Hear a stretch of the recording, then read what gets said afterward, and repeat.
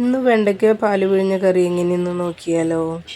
വെണ്ടയ്ക്ക നീളത്തിൽ അരിഞ്ഞിട്ട് 1 സ്പൂൺ വെളിച്ചെണ്ണയും 1/4 ടീസ്പൂൺ ഉപ്പും 1/4 ടീസ്പൂൺ മഞ്ഞൾപ്പൊടിയും ഇട്ട് വെണ്ടയ്ക്ക ചെറുതായി വഴറ്റി മാറ്റി വയ്ക്കുക.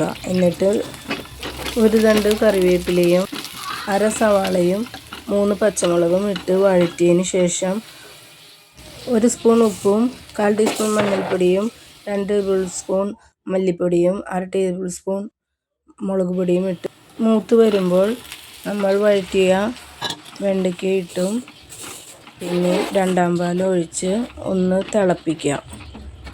ഹൈ ഫ്ലെയിമിലിട്ടിട്ട് വേണം തിളപ്പിക്കാനായിട്ട്. തിളച്ച് വരുമ്പോൾ ഒന്നാം പാൽ ഒഴിച്ച് ഒന്ന് ചെറിയ തിള വരുമ്പോൾ നമ്മുടെ കറി റെഡി. ഇതിലേക്ക് 1 സ്പൂൺ ചൊറുക്ക അല്ലെങ്കിൽ വിനാഗിരി ഒഴിച്ച് ഓഫ് ചെയ്യാം. നമ്മുടെ കറി റെഡി. ഈ കറി നിങ്ങൾക്ക് ഇഷ്ടപ്പെട്ടാൽ ലൈക്ക് ചെയ്യണേ, സബ്സ്ക്രൈബ് ചെയ്യണേ, ഷെയർ ചെയ്യണേ. Thanks for watching. Have A nice day.